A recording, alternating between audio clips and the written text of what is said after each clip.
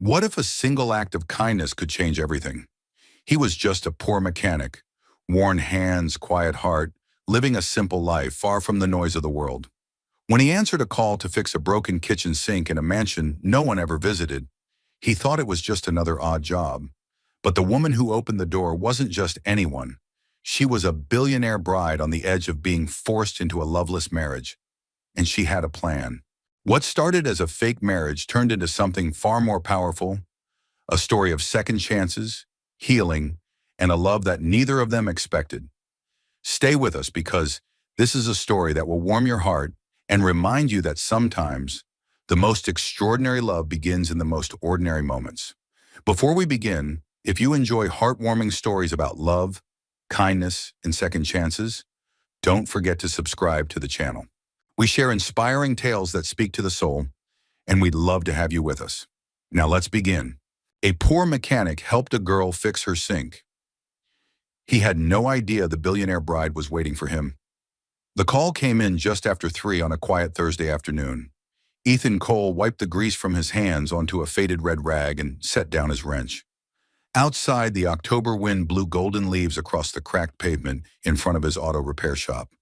It had been a slow day, an oil change, a rusted muffler, nothing special.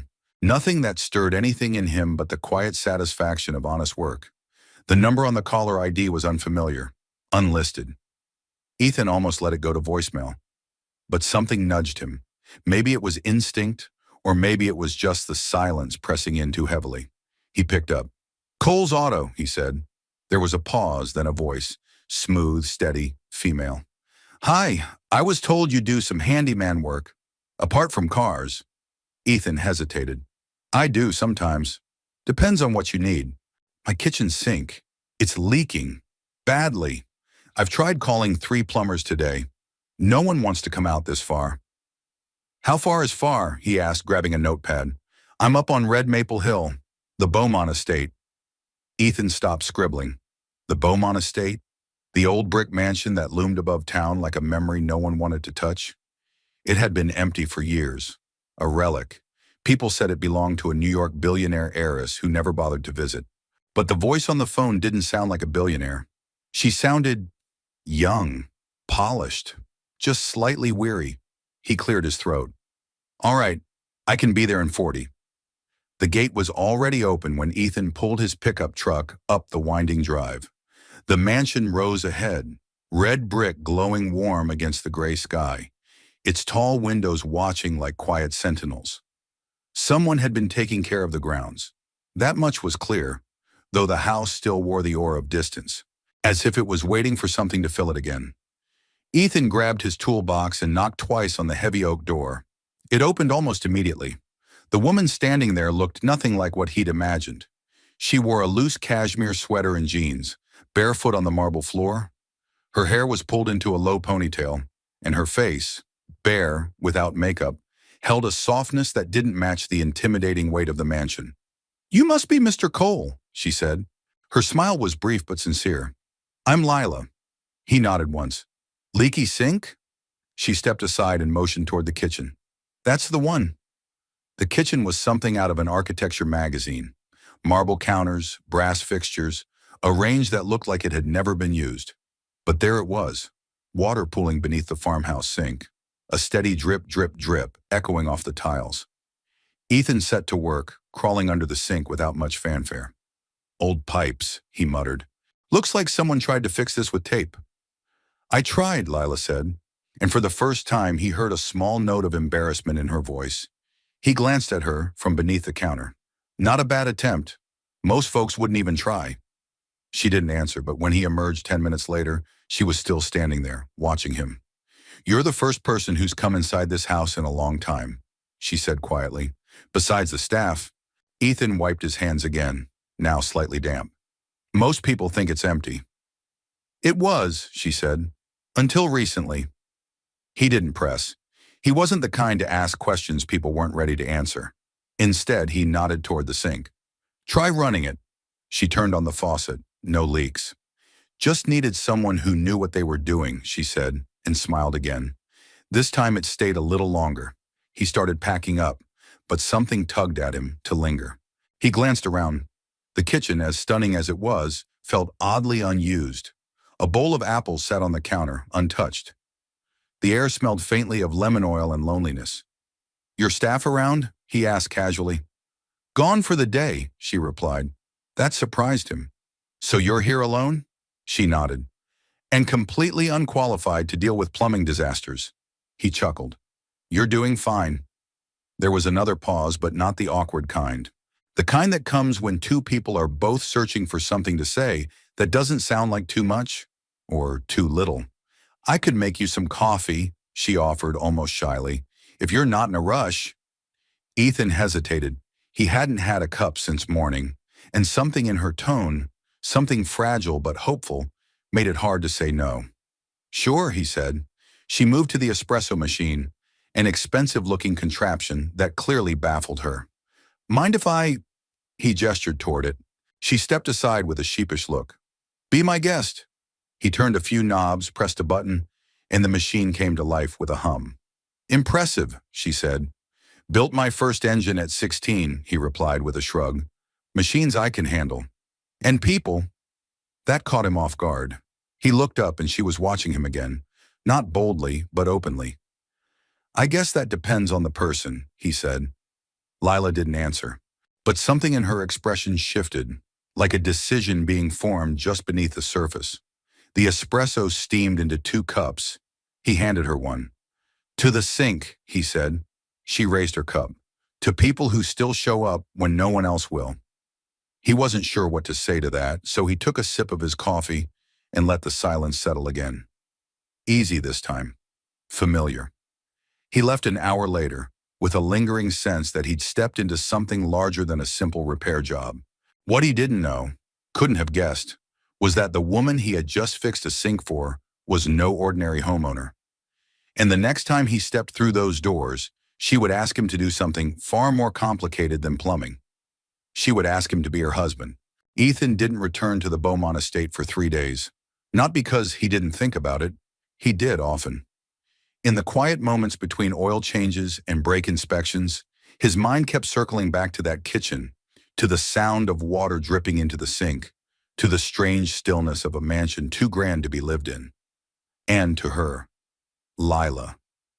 There was something about the way she watched him, not with flirtation or curiosity, but with intent, like she was weighing something, judging not just what he was doing, but who he was. And though they had exchanged barely more than a few minutes of small talk and a cup of coffee, Ethan felt like he had been seen more clearly in that kitchen than he had in years. So when her number popped up again on his phone late Sunday morning, he answered before the second ring. "I was wondering," she said, her voice carefully composed, "if you had time to come by again. There's something I'd like to discuss. Not a repair this time." He frowned slightly. "Everything all right?" "Yes," she said, "but I think I need your help again. Just not with plumbing." That was enough to pique his interest. 20 minutes later, he was back in his truck, tires crunching over the gravel of the long circular driveway. The leaves had deepened to a more vivid gold since his last visit, and the mansion looked even more regal against the cloudless sky. But as the front door opened and Lila appeared, her expression was taut, composed but with something beneath the surface, something restrained. She led him not to the kitchen but to a sunroom that looked out over the sloping hills behind the estate. Autumn spilled across the landscape in layers of amber and fire. Lila motioned to a seat but didn't sit herself. "I'm going to ask you something," she began, "and I need you to hear me out before you say anything." Ethan's instincts stiffened. He wasn't easily rattled, but the seriousness in her tone was unmistakable. "Okay," he said slowly. "I'm listening." She drew a breath, then walked to the tall windows, arms crossed as if to shield herself from what she was about to say. "My family," she said carefully, "has arranged for me to marry the son of another family. A merger, more or less. A symbolic alliance between 2 empires." He blinked. "You mean, like an actual arranged marriage?" She gave a humorless smile. "It's not so uncommon in our world. Not forced per se, but heavily encouraged. The man they want me to marry, Charles Whitmore, is, on paper, a perfect match. But in reality, he's cruel, manipulative, and morally bankrupt. And I won't spend my life being traded like a business asset. Ethan remained quiet. The air between them thickened. I've tried to fight it, she continued, but I'm running out of time. My father has made it clear that unless I provide a legitimate, binding reason to stop the engagement, they'll proceed with it, no matter what I say. And where do I come in? Ethan asked, though part of him already knew. She turned to face him fully now. Her eyes were steady, but her hands trembled. I want to marry you, legally, publicly, a real marriage, on paper, not for love, not forever, just long enough to stop this from happening. The words landed between them like a stone dropped in still water. Ethan stared at her, trying to gauge whether this was a joke, but her face was dead serious. You barely know me, he said. I've watched you, she replied softly. Not just when you fixed the sink, the way you spoke to Maria, my housekeeper, the way you wiped your boots before walking in, the way you listened.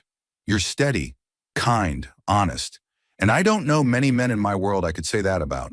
He shook his head slightly, stunned. This isn't just some stunt, Lila. Marriage is… Exactly, she cut in gently. That's why I'm asking you. Not because it's a game, but because I need someone who will take it seriously, even if it's temporary. Ethan stood, moving to the window beside her. He stared out at the trees. Part of him wanted to walk away right then. This wasn't his life. This was something out of a movie. Arranged marriages, corporate dynasties, false unions. He was a mechanic, for heaven's sake. Not a pawn in some billionaire chess game. But then he glanced at her, and what he saw wasn't a powerful heiress demanding a favor. It was a young woman, trapped, brave enough to ask for help, yet vulnerable enough to still be terrified of what his answer might be. He exhaled slowly. If I say yes, he said, what happens next? We file for a marriage license, make a public announcement, attend one or two events together. It doesn't have to be romantic, just believable. And your family? They'll hate it, which is exactly the point. He gave a short laugh. You sure know how to sell it. Her smile flickered. I can compensate you, of course. No, he said firmly, turning to face her. Don't offer me money. If I do this, it's not because of that. She looked at him, really looked, and something in her gaze softened. Then why would you do it? He thought for a long moment.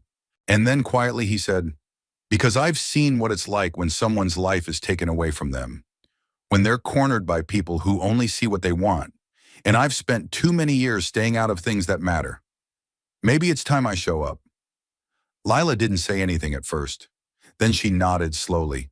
There was something almost reverent in the way she reached for his hand, not to shake it, not to seal a deal, but to hold it, grateful, grounded. You just gave me my life back, she whispered. He didn't answer. He just let her hold his hand a moment longer, both of them standing there, strangers bound not by love, not yet, but by something deeper, trust. And that sometimes is where the most unexpected love begins. The town clerk blinked when Lila Beaumont walked through the door with Ethan Cole at her side.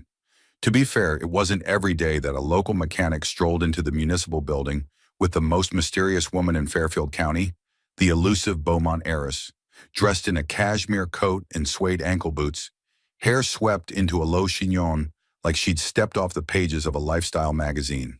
Marriage license, she said calmly, laying her driver's license and birth certificate on the counter.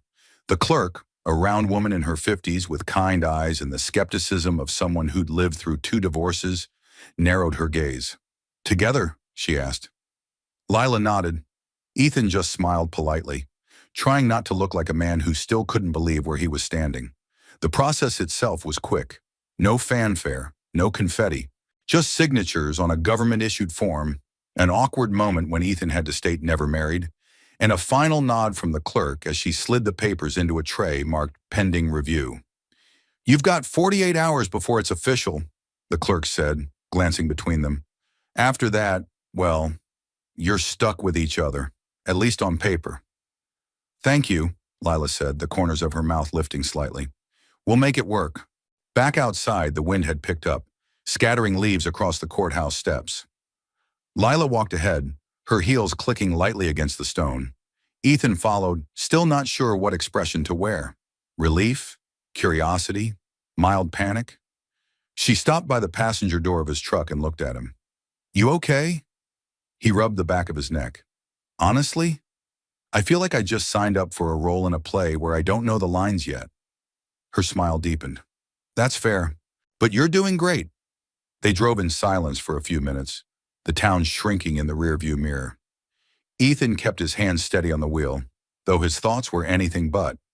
He wasn't impulsive by nature. He liked things that made sense. Engines, blueprints, systems that followed logic. This, whatever this was, defied every rule he lived by. And yet, here he was. Back at the estate, the mood shifted. The housekeeper, Maria, blinked hard when she saw them walk in with a marriage license envelope in Lila's hand. Lila offered no explanation. She simply asked Maria to have a guest room prepared for Ethan, on the west side near the greenhouse. Ethan had expected to sleep in the garage. The room was large, quiet, and elegant in a masculine way. Navy tones, dark oak, and a view of the lake behind the estate. As he dropped his bag beside the dresser, Ethan caught sight of himself in the mirror. A mechanic's face, slight stubble, tired eyes, a jaw set too tightly. The reflection of a man who had once ruled boardrooms, now playing husband to a woman from a world he no longer wanted anything to do with. He didn't know what game fate was playing, but he wasn't entirely convinced he'd won. Dinner that evening was quiet. Lila didn't offer much conversation, and Ethan didn't push. They sat at opposite ends of a long walnut table that could have easily seated 10. The silverware glinted in candlelight. The roasted chicken tasted like heaven, and yet the silence between them was thick. Tomorrow, Lila finally said, we'll need to announce it. Ethan looked up. To who? My family, then the press, and then, well, everyone. He raised an eyebrow. You sure you want to go that big, that fast? She nodded. It has to feel real, convincing. A quiet marriage won't stop them, but a bold one, unapologetic, completely outside their control, might. All right, he said, but I need to ask, what happens after? Lila set her fork down. Her expression softened. After we've done enough damage to make the Whitmores back off, and my father realizes he can't control me anymore, we file for divorce. Quietly, no drama. I'll take care of everything legally. Ethan nodded slowly. And until then, we play house? Something like that. He considered her a moment. You know, for a fake marriage, you seem awfully good at this. She smiled, not smugly, but sadly. That's the thing, Ethan. I've been pretending to be someone else for most of my life, pretending I was okay with expectations, with being the perfect daughter, the perfect trophy. This is the first time I've chosen something for myself, even if it's pretend. Ethan's jaw eased a little. Well, if we're pretending, we should probably get our story straight. Like how we met, where we fell in love, first kiss. Lila chuckled, the first genuine laugh he'd heard from her. You're right. We'll need a whole backstory. Want to make it scandalous or sweet? Let's go sweet, Ethan said. People are more likely to believe it. And because you're actually sweet, she teased. He didn't answer, but a smile tugged at the corner of his mouth. Later that night, Ethan stood by the window of his room, staring out at the moonlight dancing across the lake. Somewhere in the house, Lila was probably doing the same, replaying the day, questioning the risks, wondering if she'd made the right choice. He thought about her hands trembling in the sunroom, about her voice when she said, "You just gave me my life back." He hadn't done it for recognition or out of duty. He'd done it because he saw a young woman who was brave enough to ask for help and still kind enough not to demand it. And deep down, something told him, this wasn't going to be pretend for long. The morning after their courthouse visit, the estate stirred with new energy. Florists arrived in unmarked vans. Tailors called 3 times. Lila's personal assistant, someone Ethan had never seen before, appeared like a storm cloud in high heels, waving garment bags and fielding calls in clipped whispers. By noon, the announcement had been made. A photo of Lila and Ethan standing outside the courthouse, snapped by an anonymous passerby, had hit the digital news circuit like wildfire. The caption read, "Heiress Lila Beaumont weds local mechanic in quiet ceremony." Reactions ranged from shock to curiosity to outright scandal. The Whitmore family went silent. That, Lila said with an almost guilty smile, was a victory. Ethan, meanwhile, stayed mostly out of the way, fixing a broken door hinge in the mudroom, helping Maria lift heavy grocery boxes, and avoiding the media calls Lila's assistant tried to push on him. He wasn't trying to be difficult, but the more attention this drew, the more it reminded him why he had left that world in the first place. That afternoon, as the last of the media frenzy died down, Lila found him on the back terrace, kneeling beside a small gardening shed. The door had come off its top hinge, and he was carefully setting it back into place. "You're not very good at being a trophy husband," she teased lightly. He glanced up, squinting against the sunlight. "Is that what I'm supposed to be?" She shrugged. "It's what they expect." He hammered once, tested the door, and stood. "Let them keep guessing." There was a pause between them, the kind that had started to feel familiar. Not tense, but not easy either. An in-between space, as if their story hadn't quite decided what it wanted to be yet. "I thought you might want a tour," Lila said finally. "You've been living here for 2 days and haven't seen half of it." Ethan hesitated. "You want to give a tour of this place?" "I want you to know the parts that matter," she said. "The ones that feel like mine." So he followed her inside, through corridors of antique woodwork and crystal sconces, into rooms that smelled faintly of lavender and thyme. She showed him the music room, where her grandmother used to play the cello. The library where Lila would hide in the afternoons with books about astronomy. The side hallway, still faintly marked with crayon from when she was 7 and tried to draw her own fairy tale castle. Ethan saw the estate begin to shift in his mind, from marble and mahogany to memories and meaning. Eventually they reached the greenhouse, a glass structure nestled against the west wing, framed in white painted iron and glowing with late afternoon light. "This was her favorite place," Lila said, stepping inside. The air was warm, sweet, with the scent of lemon balm and gardenias. "My grandmother used to say that even in the coldest winters, something always found a way to bloom." Ethan looked around. Dozens of potted plants lined the brick floor, some thriving, some barely holding on. In the center sat a small metal bench beneath an arch of climbing roses. "You kept it going," he said quietly. Lila nodded. "I tried." He studied her in the soft light, the careful way she touched the soil, the quiet reverence in her voice. She didn't seem like the woman on magazine covers or financial reports. Here she was something simpler, and somehow more radiant. "Why did you really ask me?" he asked, the question escaping before he could pull it back. She glanced at him. "I told you. You told me you needed help, but you didn't pick just anyone. There are plenty of people who would have jumped at the chance." She was silent for a long beat. Then she sat on the bench and looked out through the glass roof where clouds passed slowly across the sky. "I've been watching you for weeks," she said finally. "After I moved back here, I needed work done, and someone in town suggested you. But I didn't call right away. I came into town. I saw how people talked about you, how you helped Mrs. Alder fix her car and refuse payment, how you stayed late at the garage when the high school kid's truck broke down. You didn't just do your job, Ethan. You showed up. You were kind and real." He sat beside her, letting that settle. "I didn't want a man who'd say yes because of money," she continued. "I wanted someone who might actually care what happened to me, even just a little." Ethan looked at her, his voice low. "That's a dangerous kind of hope," she smiled. "It's the only kind I had left." They sat there for a while in silence. Outside, a gust of wind rustled the leaves. Inside, the sunlight turned amber as it filtered through the glass and caught in her hair. Then Lila stood and brushed her hands on her jeans. "Dinner's in an hour." Ethan stayed behind, letting her go. The greenhouse, with its quiet warmth and fragile blooms, felt like a secret he hadn't been ready to uncover.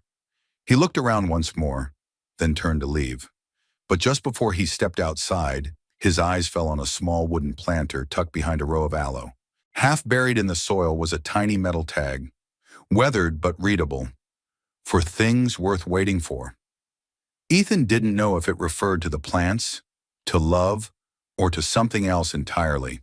But as he stood there, watching the light fade, he couldn't shake the feeling that maybe, just maybe, what was beginning between them wasn't pretend anymore. The whispers began 2 days after the announcement. They started small, An online forum, a curious blog post, a social media thread. But by Friday morning, someone had unearthed a headline from 7 years ago. Young CEO Ethan Cole resigns after takeover shakeup. The article was brief. No scandal, no lawsuits, just a statement. Cole cites personal reasons for stepping down. Declines interviews. Lila found it first. She was sitting at the kitchen island, barefoot and half listening to Maria complain about the noise from the lawn crew, when her assistant forwarded the article. It hit her like a sudden gust of wind. She clicked through a few more links. Investor profiles, industry write-ups, Forbes lists from the early 2010s. Ethan Cole, founder and CEO of Axis Logics, a revolutionary logistics software company that nearly redefined supply chain integration across 3 continents. Acquired in 2016 by a rival firm, Cole vanished from the public eye soon after. Gone. Just like that. She turned in her chair and looked out toward the driveway where Ethan stood, chatting with the gardener about the irrigation system. He had never mentioned any of it, not once. That afternoon, she found him in the garage behind the estate, sleeves rolled up, elbow deep in the guts of an old lawn tractor that hadn't run in years. He was humming, off-key, relaxed, and for a moment, she felt almost guilty, as if she had stumbled into a part of him he had wanted to keep hidden. "I saw something today," she said softly. Ethan looked up, blinking against the sunlight. "Oh?" She held up her phone, the article still glowing on the screen. He didn't even squint at it. "I wondered when that would show up," he said. "You didn't think to tell me?" she asked, not accusing, just curious. Ethan stood slowly, wiping his hands on a rag. "I didn't think it mattered." She folded her arms. "You don't think your entire past as a tech prodigy and CEO matters when you're standing in a billionaire's house pretending to be her husband?" He smiled faintly. "The pretending part, maybe. But the rest? That's not who I am anymore." "But it was," she said, stepping closer. "And it explains a lot. The way you carry yourself. The way you think. You didn't walk away from something small, Ethan.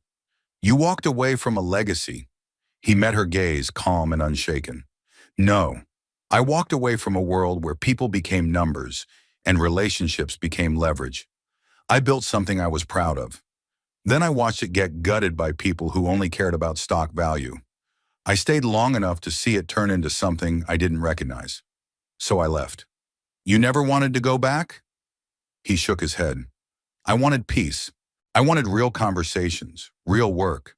I wanted to build something with my hands, not just spreadsheets and IPO pitches." Lila watched him. There was no regret in his voice, just clarity, honesty, a quiet resolve that came from surviving something that changed him. She leaned against the doorframe. "My family would think you're crazy." He chuckled. "They already do." There was a beat of silence. Then she said, "You know they're going to ask you about this at the charity gala tomorrow." Ethan raised an eyebrow. "Gala?" Lila gave him a sheepish smile. "Sorry, forgot to mention. It's a Beaumont Foundation event. Press, donors, board members, all expecting to meet the mystery husband." He groaned. "Do I have to wear a tie?" "At least a jacket." He threw the rag onto the workbench. "You're lucky I still own one." The next evening, the ballroom shimmered under crystal chandeliers. Ethan adjusted the cuffs of his gray blazer and tugged once at his collar, feeling like a fish in a 5-star aquarium. Lila, in a midnight blue gown that made her look like she stepped out of a dream, slipped her arm through his and smiled at him with quiet reassurance. "You're doing great," she whispered. "I haven't even said anything yet." "Exactly. Best part so far." They moved through the crowd with practiced grace, her leading, him observing. A few whispered greetings, a nod from a senator. Champagne flutes passed on silver trays. Then a voice called out from behind them. "Well, I'll be damned. Ethan Cole." Ethan turned, and for a heartbeat, his past materialized in the form of a silver-haired man with a wolfish grin. "Russell Drake," Ethan said, the name dry in his throat. "You're full of surprises," Russell laughed. "Marrying into the Beaumont Empire now? Last I heard, you were off the grid in Vermont." "Connecticut," Ethan corrected politely. Russell looked Lila up and down with appraising eyes. "Well played." Lila's grip on Ethan's arm tightened, just slightly. "What brings you here, Russell?" Ethan asked, voice even. "Board seat on the tech initiative," he replied, sipping his drink. "Trying to drag some of these nonprofits into the modern world. You should join us. Bet you've got a few ideas left in that head." "I'm sure you have plenty of ideas without me," Russell grinned. "Still the same old Cole. Smart enough to build an empire, stubborn enough to walk away from it." He raised his glass and wandered off. Lila turned to Ethan. "Friend?" "Used to be," Ethan said simply. Later, as the gala wound down and the cameras disappeared, Lila and Ethan stood on a balcony overlooking the gardens below. The night air was cool, crisp with the scent of pine and earth. "You didn't flinch," she said. Ethan shrugged. "That man is part of the reason I left. He's on my father's advisory board." "Of course he is." Lila looked at him, her voice softer now. "You're not what I expected, Ethan." He smiled. "Neither are you." For a moment, the world seemed very far away. The gala, the inheritance, the headlines. It was just the two of them, in the hush of the night, held together by something still unnamed. "You know," she said, "you could probably still run a company like that. You have the mind for it." He looked at her carefully. "I also have the scars for it." She nodded. "But you didn't let it break you." "No," he said, "but it changed me." They stood in silence side by side, not touching but close. The lights inside cast a golden glow behind them, but out here on the balcony, everything was quiet. And for the first time since the day they met, Lila realized she didn't feel like she was pretending anymore. Neither did he. The storm rolled in just after midnight. It started with wind, restless and insistent, rattling the window panes of the old estate like an impatient guest. Then came the rain, steady and cold, tapping against the glass roof of the greenhouse, pounding down on the slate tiles outside. Thunder cracked in the distance, low and rumbling, like the earth remembering something it had forgotten. Ethan lay in bed, staring at the ceiling. Sleep had eluded him for hours. The gala still lingered in his mind. The hum of the ballroom, the press of bodies, the glint in Russell Drake's eyes. But more than anything, it was the look Lila had given him on that balcony. Not gratitude, not relief. Something softer, warmer, almost longing. And that was dangerous. He wasn't supposed to feel this way. Not in a fake marriage. Not when they had an expiration date. A sudden knock at his door pulled him upright. It was soft, hesitant, not the kind of knock that demanded attention, but the kind that asked permission. He crossed the room and opened the door. Lila stood in the hallway barefoot, arms wrapped tightly around herself. Her silk robe clung to her shoulders, damp from the hallway's chilled air. Her hair was loose, slightly tousled, as if sleep had abandoned her too. "I'm sorry," she said quickly. "I know it's late. I shouldn't have." Ethan stepped aside without a word and let her in. She walked slowly, as if unsure whether she should stay. Her eyes looked brighter than usual. Not teary exactly, but tired in a way that came from something deeper than lack of sleep. "I couldn't stop thinking," she said, her voice low, "about the gala, about everything. I know this was never supposed to get complicated, but—" She trailed off, glancing down at her hands. Ethan watched her carefully. "But it did." She nodded once, and silence settled between them. Outside, rain lashed the windows. "I used to be good at staying in control," she murmured. "I used to know what I wanted, or at least what people wanted from me. But lately, every time I look at you, I don't know what's real anymore. I don't know if I'm acting or just hoping." Ethan crossed the room, slowly, deliberately. He stopped just in front of her. "You're not the only one wondering," he said. "This was supposed to be simple, and it's anything but." She looked up at him then, and the space between them thinned like a breath held too long. "I don't want to pretend tonight," she whispered. It wasn't an invitation. It wasn't seduction. It was a surrender. Ethan reached out gently and brushed a damp strand of hair behind her ear. His fingers lingered, not for long, but enough to steady something in her. Her eyes closed briefly at the touch. "You're safe here," he said. Lila exhaled slowly and nodded, her arms falling to her sides. He walked to the corner armchair and pulled down the extra blanket draped across it. Without a word, he guided her to the bed, tucked the blanket around her, then sat beside her, on top of the covers, fully dressed like a sentry at his post. They didn't speak again for a while. She lay on her side facing him, her breathing slowing. The storm outside softened, its violence beginning to fade into rhythm. Ethan sat still, gaze fixed on the wall, the faint light from the hallway casting a gold outline around them both. "I used to lie in this bed as a kid," Lila said suddenly. "Every summer I spent here, this was my room. Back then, everything felt magical, safe, like the world stopped at the edge of this estate and nothing bad could get in." He turned toward her. "What changed?" "My father," she said softly. "He stopped coming here after my grandmother died. Stopped smiling. I think he resented how much I loved this place, how much I loved her, because she saw me, not the air, just me." Ethan reached out and took her hand. He didn't squeeze, just held it, palm against palm, a quiet promise. "She'd be proud of you," he said, "for standing up, for finding your own way." Lila's lips curved faintly. "You don't even know her." "I know you," he said. The storm outside faded into silence. And in that quiet they drifted, not into sleep, not yet, but into something gentler, something nameless. In the morning, sunlight broke through the clouds. Ethan stirred to find Lila still beside him, her hand still in his. Her breathing was soft even. She looked younger in sleep, free of the armor she wore in daylight, and something inside him softened in response. He hadn't come here for this. He hadn't said yes to be her protector, or her anchor, or whatever she needed that night. But somehow he'd become those things. And more frightening than that, he wanted to be. Carefully he stood and pulled the covers up over her shoulders. He didn't wake her, didn't speak, just stood for a moment, watching the early light turn her hair to gold. Then he left the room, his footsteps quiet on the wood. Downstairs the house was still. The staff hadn't arrived yet. A pot of coffee sat brewing in the kitchen, the scent rich and familiar. Ethan poured a cup and stepped onto the back porch. The storm had passed. The air smelled of damp earth and pine. The world felt cleaner somehow, like it had shaken something off in the night.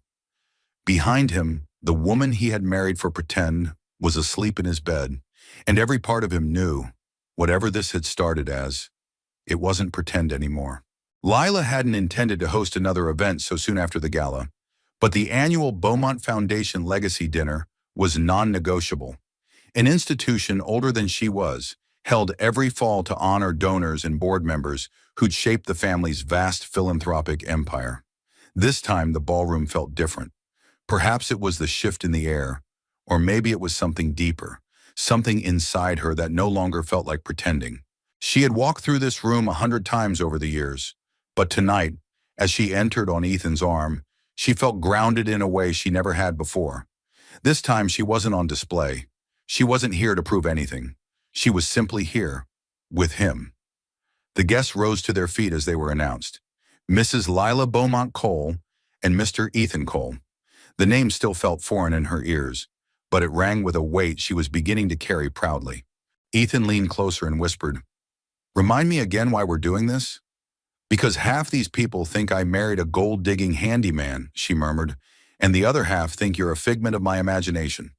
"Well," he said, straightening his jacket, "let's not disappoint." They moved through the crowd with more ease than either expected.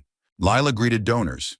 Ethan shook hands with polite restraint, and more than one guest raised an eyebrow in surprise at the man who didn't quite fit their mold of a society husband, but somehow managed to rise above it. At the center of the room, seated near the Beaumont patriarch's empty chair, sat a cluster of old family allies and board members. Among them was a name Ethan hadn't heard in years, Mitchell Harrington. A silver-haired powerhouse of old Wall Street money, Harrington had once served on the advisory board of Ethan's former company. He'd been one of the voices urging Ethan to let go and move on when the hostile takeover was brewing. He hadn't expected to see Harrington tonight, but there he was, seated beside Lila's father, whispering something behind a champagne flute. As they approached, Harrington looked up and smiled. It was the kind of smile Ethan remembered well, polite, sharp, and empty. "Well, Mr. Cole," he said, rising, "it's been a long time." Ethan offered a firm handshake. "It has. I must admit, Harrington continued, when I heard the announcement, I thought it was a publicity stunt. But seeing you two together, it seems our dear Lila has a talent for surprise. She always has, Ethan said, glancing at her with a soft smile. Lila squeezed his hand beneath the table. Her father hadn't acknowledged them yet, not directly. He sat stone-faced, a glass of whiskey untouched before him. Lila, her father said finally, his voice low but clear. May I have a word? Ethan stepped aside as she followed her father toward a small anteroom off the ballroom. The door clicked shut behind them, leaving Ethan standing beside Harrington under the golden sconces. She's always been headstrong, Harrington said, sipping his drink. But this, marrying a man like you, it's not just impulsive, it's reckless. Ethan turned to him, calm but firm. She didn't ask for your approval. Maybe not, the older man said smoothly. But don't mistake admiration for acceptance. The circles you've entered, they remember everything. Your fall, your silence. They'll dig. They'll spin. Ethan's jaw tensed, but he said nothing. You were a promising name once, Harrington went on, but promising doesn't pay the bills. Stability does. Control does. Ethan let out a soft breath. You still don't get it, do you? Harrington blinked. I didn't leave because I failed, Ethan said. I left because I refused to become what you are. The silence that followed was sharp as broken glass. Lila returned moments later, her face unreadable. Her father didn't follow. They danced later that evening, not because it was expected, but because the orchestra began playing something slow, and the room needed a moment of softness. Ethan's hand found hers instinctively. As they moved beneath the chandelier's glow, her head tilted slightly against his shoulder. Are you all right? He asked. She nodded. He said I've embarrassed the family, that marrying you was a betrayal. Ethan swallowed. And what did you say? I told him, she whispered, that for the first time in my life, I didn't feel like I belonged to anyone else. And that was the most loyal thing I've ever done for myself. He closed his eyes briefly. You're braver than anyone in this room. She looked up at him. I'm not pretending anymore, Ethan. Neither was he. The dance ended, but neither of them let go. Later, as the guests filtered out and the lights dimmed, Ethan stood beside her near the arched windows of the ballroom. You were incredible tonight, he said. So were you, she replied. You handled Harrington better than most politicians could have. He gave a half smile. I meant what I said to him. I'm not ashamed of leaving. I just didn't expect to come back, especially like this. You came back for me, she said, and something in her voice trembled. That means more than you know. Ethan brushed a curl from her face, his thumb tracing lightly along her cheek. I didn't come back for a second chance at the business world, he said. I came back because you were standing alone in a storm, and I remembered what it felt like. She reached for his hand, and this time, when their fingers entwined, it didn't feel like a roll. It felt like a beginning. The sun dipped lower over the horizon, casting a soft golden glow across the gardens as autumn crept deeper into the leaves. The air had turned cooler, brisk enough for jackets, and the estate grounds shimmered in fading light. Ethan was in the workshop just off the garden path, sleeves rolled up and fingers stained with grease, coaxing life back into an old riding mower that had been left to rust. He liked the quiet out here. No headlines, no sideways glances. Just the sound of tools clicking into place and the hum of birdsong from the trees beyond. He didn't hear her at first. Lila stood in the doorway, arms folded, watching him work with a quiet curiosity she hadn't yet learned how to explain.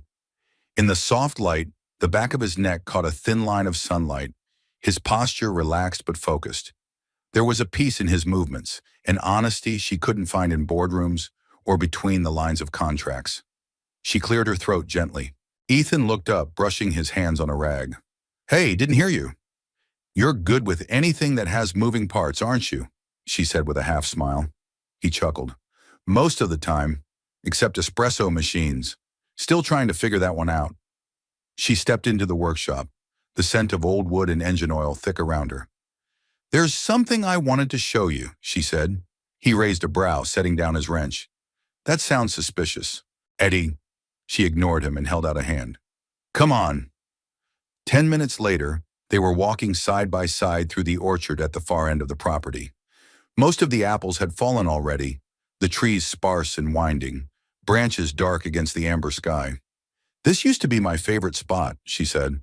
When I was little, I'd come out here with my grandmother and pretend we owned nothing but these trees.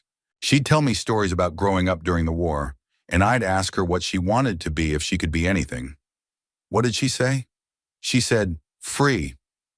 They stopped beneath one of the oldest trees, its thick trunk bent from decades of wind.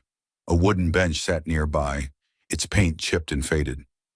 Lila sat first, pulling her knees close to her chest. Ethan settled beside her. I keep thinking about that word, she said after a pause. Free, what it means, what it costs. He glanced at her, waiting. I spent my whole life trying to be who they wanted, she continued. Perfect daughter, future CEO, measured, polished, useful.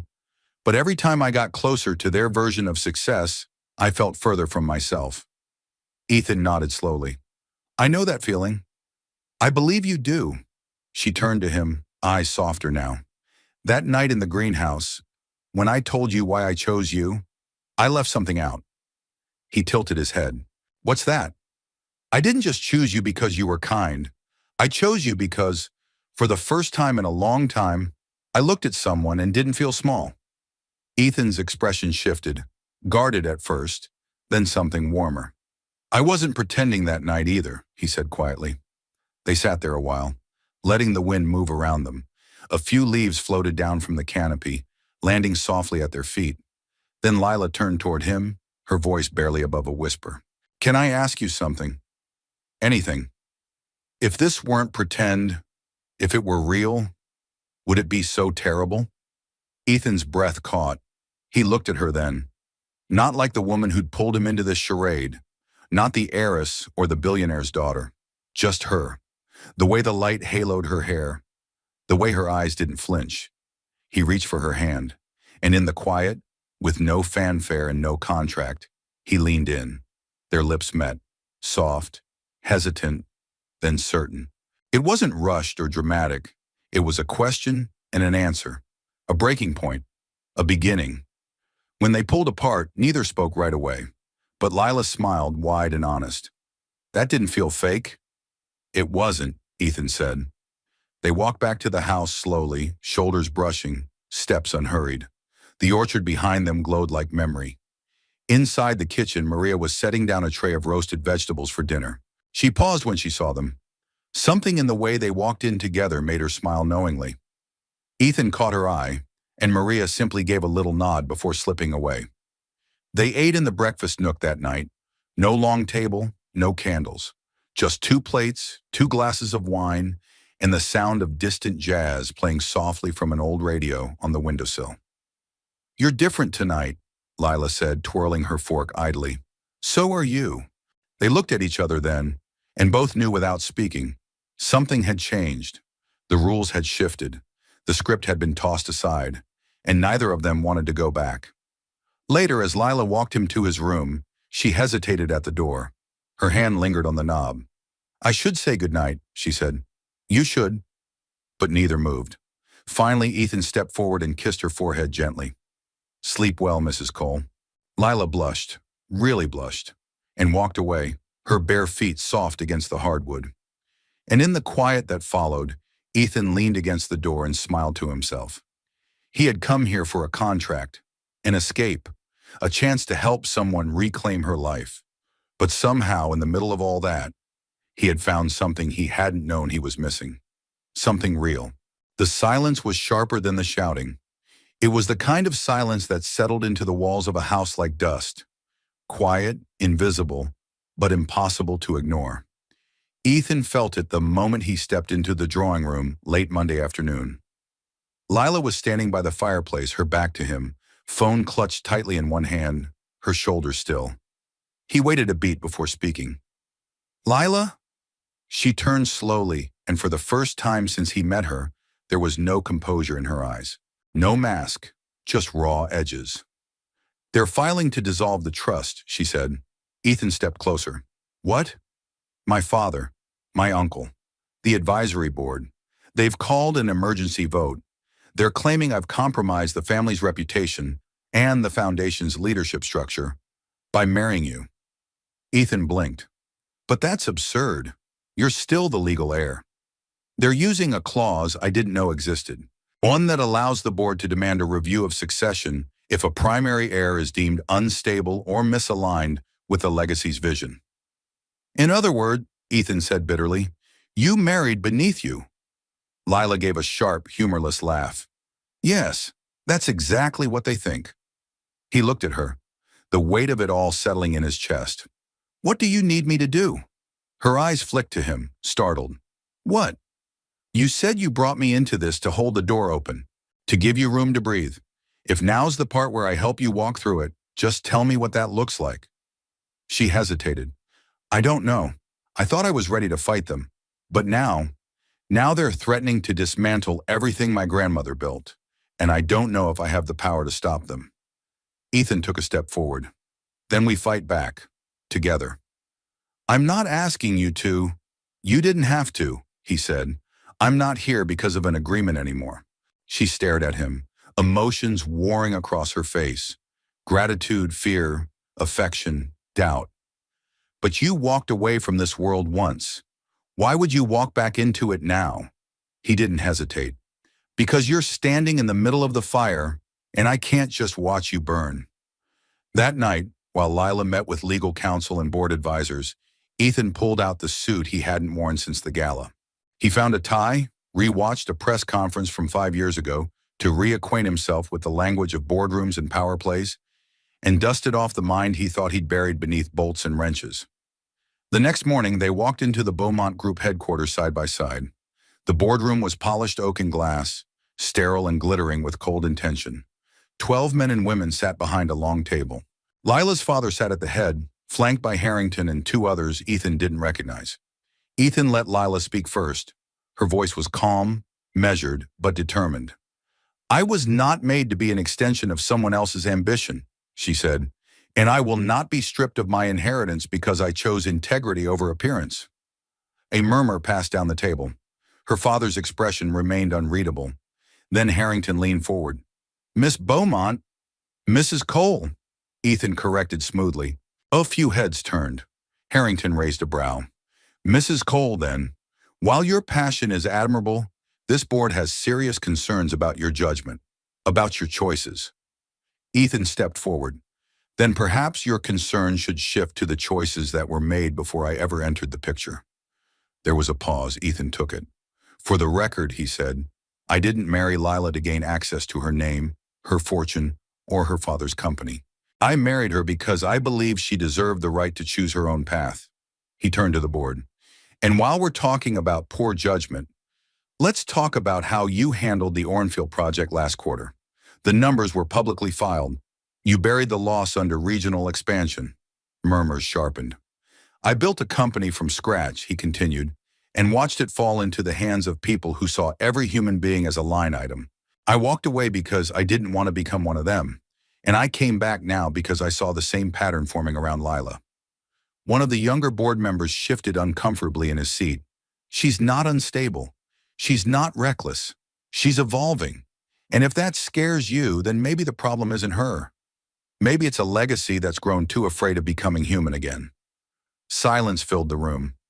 When they left the meeting, Ethan didn't ask Lila how she thought it went.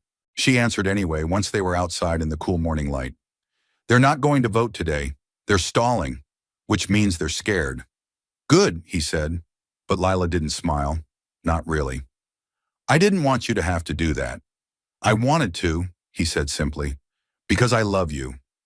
The words landed between them like a dropped match. Lila stared at him, her throat tight. Say that again. I love you, he said. Not because of who you were, or what you had, or what you were trying to escape. I love you because you're the first person who made me want to show up again, fully, without a script, without running. Tears filled her eyes before she could stop them. She stepped forward and wrapped her arms around him, pressing her face against his chest. And for the first time since her grandmother's funeral, Lila let herself cry without shame. Not from fear, but from the terrifying relief of being fully seen. The downtown conference room was 25 floors above the street, all glass and gleam, the kind of sterile corporate beauty Ethan had sworn off years ago. He stood at the head of the long table, sleeves rolled up, tie loosened, a digital projector humming beside him. A half-drunk cup of coffee sat untouched beside his notes. Across from him sat a group of Beaumont Group executives, people who, 3 weeks earlier, had barely acknowledged him. Today they leaned in when he spoke. Today they listened. And if we realign our logistics network through Midwestern suppliers instead of relying on over-leveraged coastal ports, we reduce delivery lag time by 21% while simultaneously cutting costs by nearly $7 million annually, he concluded. A murmur passed through the room. Ethan stepped back from the projection and let the numbers speak for themselves. For the past 10 days, he'd buried himself in data. Late nights, early mornings, reviewing operational reports, financial forecasts, staff memos. He hadn't done this in years, and yet the rhythm returned like a language he hadn't spoken in a long time, but never forgot. He looked around the room, saw the skepticism thinning. These weren't people who bent easily, but facts were facts. One executive, Rachel Ung, sharp-eyed and quietly powerful, closed her binder and leaned forward. "I'll admit it," she said. "That's the clearest, cleanest plan I've seen for this division since 2019. Who drafted your model?" "I did," Ethan said. She tilted her head. "We were wrong to underestimate you." He nodded once. "I know." It wasn't arrogance. It was experience. After the meeting, as the executives filtered out, Lila stepped in through the side door, arms folded, expression unreadable. "I heard," she said. "You turned the room." Ethan reached for his coffee. It had gone cold. "We'll see." "No," she said. "I know that look. You've seen the wall start to crack." He didn't speak for a long moment. Then, "I didn't come back to win anyone over, Lila. I came back to buy you time." "I know," she said gently. He looked at her then. Her face was calm, but her eyes were full. Of admiration, yes, but something else too. Worry, wonder. A question she hadn't yet asked. "Are you okay?" she finally said. "I'm tired," he admitted. "But more than that, I'm awake. It's strange. Like I stepped back into the world I used to belong to. And instead of feeling trapped, I feel..." He paused, searching for the word. "Anchored." She crossed to him and touched his arm. "You're not who you used to be, Ethan, but you didn't lose that part of you. You just redirected it." He smiled. "I used to build things to prove I could. Now I want to build things that last." They stood in the quiet together, the hum of the city below them. That evening, Lila hosted a board reception at the estate. Not for show, not for press, but for the staff, the regional managers, the silent engine behind the family name. People who had never seen the inside of the mansion, but had made the wheels turn for decades. Ethan moved through the gathering with surprising ease. He shook hands with shipping coordinators, complimented the IT head on a recent system overhaul, and spent 20 minutes explaining a revamped inventory algorithm to a logistics intern who nearly cried from gratitude. Later, as the staff began to trickle out, Ethan and Lila walked the grounds in the quiet hush of post-event stillness. The night air was cool, the stars bright against a velvet sky. They strolled down the winding path near the greenhouse, where string lights flickered overhead. "I saw the way they looked at you tonight," Lila said softly. "Not because you impressed them, but because you respected them. They've earned it." "I don't know if I ever looked at my family's business that way," she admitted. "It was always a fortress to protect. Something inherited, not earned." "You're not your father," he said, "or your uncle. You're rebuilding it in your own image now. And that's rare." She stopped walking, turned to him. "Do you ever miss it?" He thought about it. The late nights, the pressure, the thrill of watching a system come together, the rush of solving something no one else could. "I miss the purpose," he said. "Not the noise, not the politics. You have purpose now." "I do," he said, "but I'm still trying to figure out what kind." They walked a few more steps in silence. Then Lila stopped again. "You don't have to stay," she said quietly. "Not in this world. You came back for me. You helped me hold my place. But if it's pulling you somewhere you don't want to go again..." He turned to face her. Lila, he said, you are my place now. Her breath caught. You helped me remember who I was. But more than that, you showed me who I could be. She stepped closer, their hands meeting without hesitation this time. I don't want to inherit an empire if it costs me you, she whispered. You won't, he said, but maybe we don't need to stay here. Maybe once the dust settles, we walk away. On our terms. You mean it? I do. They kissed beneath the light strung between the trees, a kiss that was neither urgent nor dramatic, but full, whole, built on a foundation they had laid together, brick by careful brick. The legacy would remain, the battles would finish, but tonight they chose each other, and that was the only foundation that truly mattered. The formal offer came on a crisp Thursday morning, a cream-colored envelope delivered by private courier. No pomp, no seal, just heavy paper and a letterhead that bore the weight of 4 generations of the Beaumont legacy. Leela read the contents at the kitchen island, her fingers tightening around the edge of the page as she moved from sentence to sentence. Ethan sat across from her, still nursing his first cup of coffee, watching the way her expression shifted, first surprise, then suspicion, and finally a quiet resignation. They're handing it over, she said, placing the letter between them. The entire trust? She nodded. All of it. Control of the board, majority voting shares, full executive power. And the catch? He asked. Lila exhaled. I stay. I remain CEO. I play the part. No sudden withdrawals, no restructuring, no rebranding. They want continuity, Beaumont as it always was, but now with me as its face. Ethan leaned back in his chair. It's everything they took from you. It is, she said, and everything I thought I wanted. The kitchen went quiet except for the soft tick of the antique clock above the stove. Outside, the maple trees had begun to let go of their final leaves. The air was full of change. Lila turned the letter over in her hands. It's funny, a month ago I would have done anything for this. And now? Ethan asked gently. She looked at him, really looked at him. Now I'm not so sure the prize is worth the price. That afternoon they drove north. No schedule, no agenda, just a need to escape the mansion's echoing corridors and the boardroom's invisible chains. Lila wore jeans and a flannel shirt, her hair tied back in a loose braid. Ethan drove with the windows down, one hand on the wheel, the other resting near hers on the center console. Their silence wasn't heavy. It was full, like a well-worn quilt that needed no words to warm.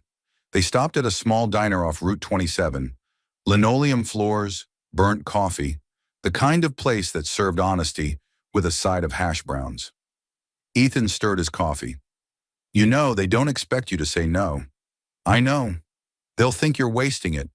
Let them. He looked at her, brow furrowed. So what's the plan, Lila? She met his gaze. We walk away. He didn't blink. You're sure? I'm sure of you, she said. And I'm sure that I don't want a life that fits a mold someone else made for me. I want quiet mornings. I want dirt under my nails. I want to build something that's ours, not theirs. He smiled, slow and steady. Where do you want to go? Anywhere that doesn't have a boardroom. Montana? He offered. She laughed. Too cold. New Mexico? Too dry. He reached across the table and took her hand. How about wherever we end up? Perfect, she said. When they returned to the estate the next evening, Lila sat at her grandmother's old desk and drafted 2 letters. One was to the board, formal, courteous, and final. The other was to the staff of the foundation, expressing gratitude and encouragement for their work, and announcing her stepping down to pursue a quieter life. Ethan watched her from the doorway, arms folded, pride warming his chest. You know, he said softly, you've always had the power.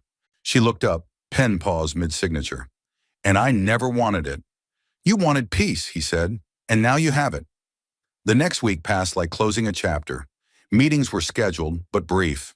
Interviews requested, but declined. Her father didn't call. Harrington sent a one-line email that said, I hope you know what you're doing. She did. The day they left, Maria hugged them both with teary eyes and a soft blessing in Spanish. Lila handed her the keys and smiled. Keep the lights on. Someone might come back someday. Their car was already packed. Duffels of simple clothes, Ethan's toolbox, 2 mugs from the kitchen, and 1 framed photograph. A candid picture of them in the greenhouse, laughing, unaware a camera had ever been near. As they pulled away from the estate gates, Lila didn't look back. Neither did Ethan. They drove west. Some days they stayed in roadside inns with peeling wallpaper and stories in the floors. Other days they parked by open fields and drank coffee under the stars. They cooked over campfires, fixed flat tires together, and learned to laugh at things they couldn't control. Eventually they found a small town nestled between the Blue Ridge Mountains and a lake that shimmered at dawn. A town with a vacant barn and a fixer-upper farmhouse. A town where no one knew their last names, only that they were kind and hardworking and in love. They bought the house. Ethan opened a small workshop in the barn. Lila grew herbs and built a roadside flower stand. On weekends, they volunteered at the local school, helped an elderly neighbor rebuild her porch, and watched the seasons turn without needing permission. One morning, as frost kissed the windows and the scent of cinnamon filled the kitchen, Lila handed Ethan a letter. He opened it slowly. Inside was a birth certificate application. "I wanted to ask," she said, voice quiet. "Not assume." He looked at her, wonder softening every line of his face. "You want to start a family?" "I want to build something that can't be bought," she said. "Something that roots us." He crossed the room and kissed her, long and slow. "We already have," he whispered.